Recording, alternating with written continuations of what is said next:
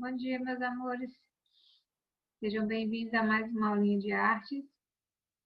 Na nossa aulinha de artes hoje, nós vamos trabalhar a página 50. Nós já acabamos o assunto que falava sobre o Telmo Cristóvão. Agora nós vamos falar de outro artista chamado Oswaldo Cavandoli. Como vocês podem ver, o título desse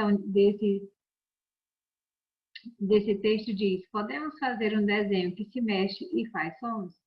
Sim, é possível. Esse artista, chamado Oswaldo Cavandoli, produziu um desenho chamado Linha. Nós vamos falar sobre ele hoje. Diz assim: até agora trabalhamos com desenhos e sons tentando responder à pergunta: podemos fazer um desenho que se mexe e faz sons?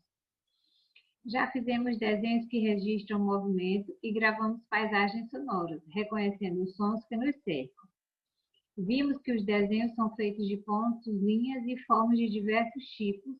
Aprendemos que os sons têm uma característica que os torna únicos, que é o timbre. Também vimos como tudo se move e que o movimento produz som. Mas como podemos trazer movimento e som para o desenho? Vamos investigar. Veja a imagem a seguir. Aqui nós temos a imagem do desenho produzido pelo Oswaldo. Aqui é uma cena da série de desenho animado A Linha de Oswaldo Cavandoli, de 1969, já tem um bom tempo.